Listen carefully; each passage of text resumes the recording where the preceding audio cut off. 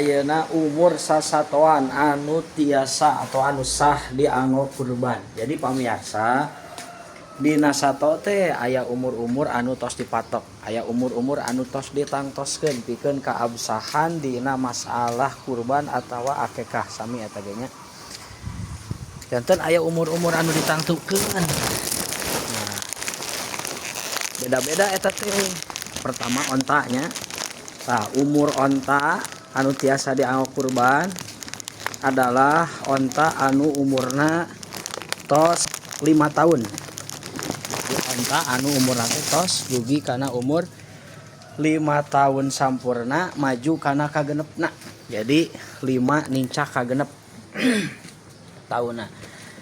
Anapun pikeun sapi, munding sareng embe eta anu cukup atau anu tiasa dianggo kurban nyaeta sapi, munding sareng embe anu umurna teh dugi kana 2 tahun nincak kana katiluna. Jadi 2 tahun sampurna nincak kana katiluna. Anapun pikeun domba, nah ieu khusus domba ieu. Domba mah anu cukup atau anu tiasa dianggo kurban teh adalah domba anu umurna 1 tahun nincak kana kaduana.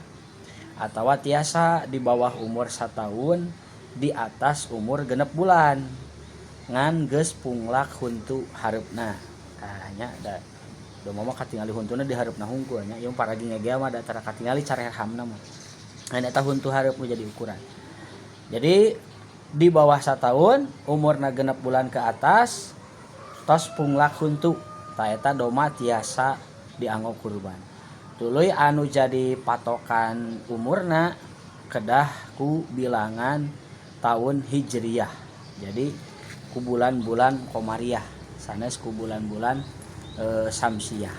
Tah kitunya. Jadi aya kawas jelema nya aya umur balegna dina sato oge.